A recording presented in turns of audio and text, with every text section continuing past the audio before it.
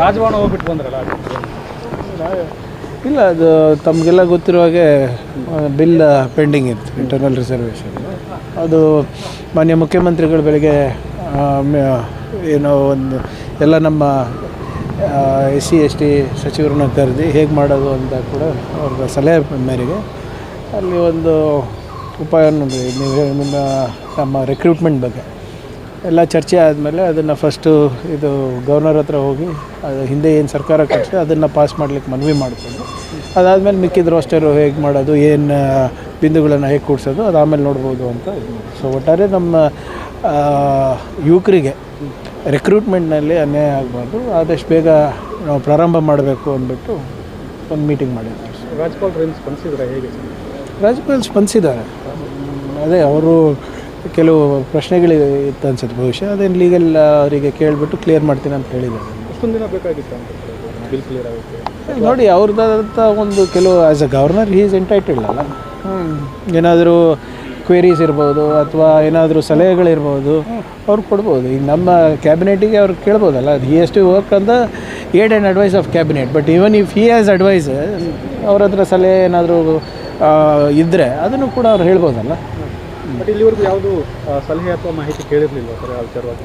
ಅದು ಮೋಸ್ಟ್ಲಿ ಸಮಾಜ ಕಲ್ಯಾಣ ಸಚಿವಾಲಯ ಕೇಳಿರ್ಬೋದು ಅಂತ ಅನಿಸುತ್ತೆ ನನಗೆ. ಬಟ್ ನನಗೆ ವೈಯಕ್ತಿಕವಾಗಿ ಅದ್ರ ಬಗ್ಗೆ ಮಾಹಿತಿ ಇಲ್ಲ. ಡಿ.ಕೆ. ಶಿವಕುಮಾರ್ ಅವರು ಭೇಟಿಯಾಗಿತ್ತು, ಏನು ಡಿ.ಕೆ. ಶಿವಕುಮಾರ್ ಅವರು ಭೇಟಿಯಾಗಿದ್ರು? ಈಗ ಬೆಳಿಗ್ಗೆ 3 ತಾಸು CM ಹತ್ರ ಇದ್ದೆ, ಈಗ 1.5 ತಾಸು ಇಲ್ಲಿದ್ದೀನಿ. ಈಗ ಡೆವಲಪ್ಮೆಂಟ್ ಬಗ್ಗೆ ಮಾತಾಡಬೇಕಾದ್ರೂ ನಿಮ್ಮ ಕಣ್ಣು ತಪ್ಪಿಸೋಕ್ಕಾಗಲ್ಲ. ಮಾಹಿತಿ ಏನಾದ್ರು ಕೊಟ್ಟರು ಅವ್ರಿಗೆ ಅಂತ? ಯಾವುದ್ರದ್ದು? ಇಲ್ಲ, ನಾವು ಬಂದಿರೋದು ವೈಯಕ್ತಿಕ.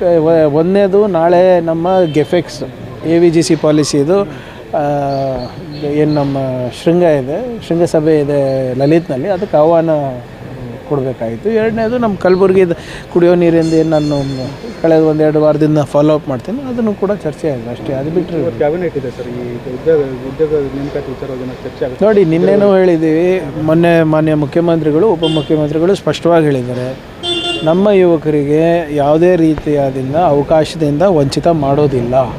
ಕಾನೂನಿನ ತೊಡಕಿರ್ಬೋದು, ಆಡಳಿತಾತ್ಮಕವಾಗಿರೋ ತೊಡಕುಗಳಿರ್ಬೋದು, ಅದನ್ನು ನಿವಾರಣೆ ಮಾಡೋದು ನಮ್ಮ ಜವಾಬ್ದಾರಿ, ಅದನ್ನು ನಾವು ಮಾಡ್ತೀವಿ. CM ಅವರು ಅದಕ್ಕೆ ಉತ್ಸುಕರಿದ್ದಾರೆ ಸರ್ ನೇಮಕಾತಿ ವಿಚಾರವಾಗಿ?